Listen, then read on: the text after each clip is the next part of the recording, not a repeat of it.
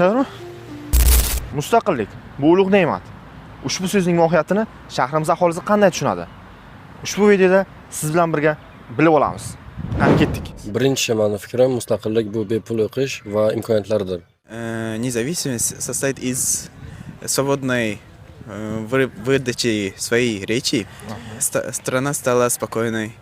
Buxoroga tashrif buyurgan namanganlik mehmonlarimizdan mustaqillik haqida fikrlarini bilamiz. Assalomu alaykum. Va alaykum assalom. Mustaqillik nima sizningcha? Mustaqillik avvalo ma'nosi tushunish kerak. Mustaqillik hech kimga tobe bo'lmaslik. Mustaqil abadiy bo'lsin. Rahmat. Mustaqilligimizdan so'ng hozirda yaratilayotgan imkoniyatlar haqida ikki og'iz fikringizni bildirsangiz.